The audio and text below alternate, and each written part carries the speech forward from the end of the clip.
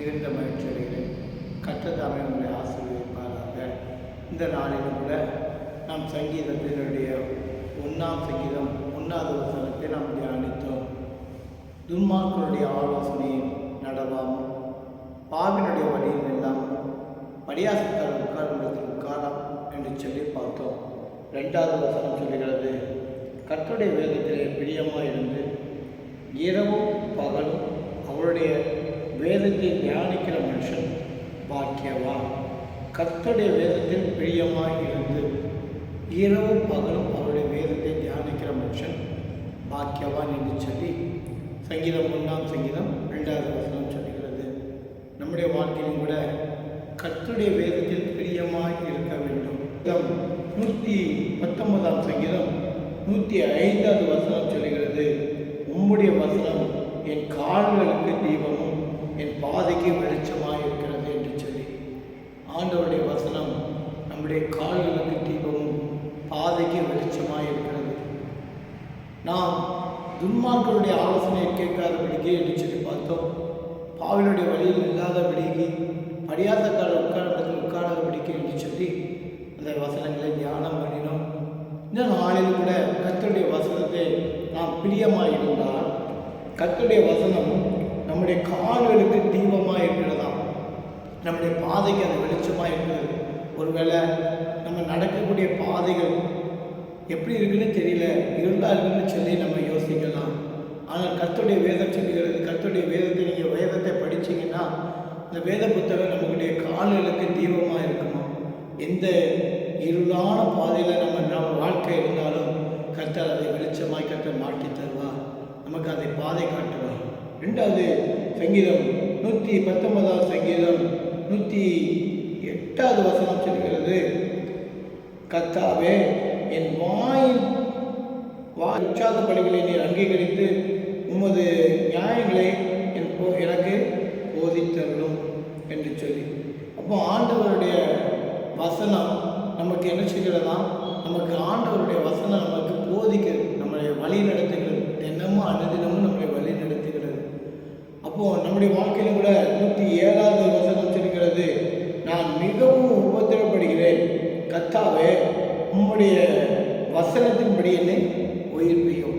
அப்போ நம்முடைய வாழ்க்கையில் ஆண்டோடைய வசனம் தினமும் நம்மளை உயிர்ப்பிக்கிறதா இருக்கிறது. இந்த வசனத்தை நம்ம பிரியமாய், வேதத்தை புத்தகத்தை நம்ம பிரியமாய் அனுதினமும் நீங்கள் படித்தீங்கன்னா கர்த்தருடைய வசனம் என்ன செய்கிறதா, நமக்கு பிரியமாக இருந்து நம்மளை வழிநடத்துகிறதா இருக்கிறது. வேதத்திலிருந்து இந்த ஆதியாகமம் 5ஆம் அதிகாரத்தில் ஏனோக்கு என்கிற ஒரு மனுஷனை குறித்து சொல்லப்பட்டிருக்கிறது. ஆதியாகமம் 5ஆம் அதிகாரத்தில் நீங்கள் பார்த்தீங்கன்னா அங்கே ஏனோக்கு என்கிற ஒரு மனுஷனை குறித்து சொல்லப்பட்டிருக்கிற 5ஆம் அதிகாரம் 21வது வசனம் இவ்விதமாக சொல்லுகிறது, ஏனோக்கு 65 வயதான போது மெத்துசாவை பெற்றான். ஏனோக்கு மெத்துசாவை பெற்ற பின்பு 300 வருஷம் தேவனோடு சந்தித்து கொண்டிருந்து குமாரனும் குமார்த்திகளையும் பெற்றான். ஏனோக்குடைய நாட்கள் எல்லாம் 365 வருஷம். ஏனோக்கு தேவனோடு சந்தித்து கொண்டிருக்கையிலே காணப்படாமல் போனான், தேவன் அவனை எடுத்துக்கொண்டார். இப்போ பாருங்க, இந்த ஏனோக்கு என்கிற ஒரு மனுஷன் தேவனோடு சந்திருக்கிறான். 300 வருஷம் தேவனோடு சந்தித்து கொண்டிருக்கிறான். இரவும் பகலும் தேவனோடு சந்தித்து கொண்டிருந்த அப்படின்னாலே தேவன் அவனை எடுத்துக்கொண்டார் என்று சொல்லி பார்க்கிறோம். நம்முடைய வாழ்க்கையிலும் கூட இரவும் பகலும் கர்த்தருடைய வேதத்திலே நம்ம பிரியமாக இருந்தால் கர்த்தர் நம்மளை என்ன செய்வார், அவரோடு கூட நித்தியத்தில் எடுத்துக்கொள்ளப்படுவார். நம்முடைய வாழ்க்கையில் 2 காரியம் தான் இருக்கிறது. நாம் மறித்தோம் என்றால் ஒன்று பரலோகத்துக்கு போகணும், இல்லைன்னா நம்ம நரகத்துக்கு போகணும். நாம் கர்த்தருடைய வேதத்தை பிரியமாக நேசித்து இரவும் பகலும் அந்த வேதத்தை நம்ம படித்தோம்னா நம்ம என்ன செய்வோம், பரலோகத்துக்கு போவோம்.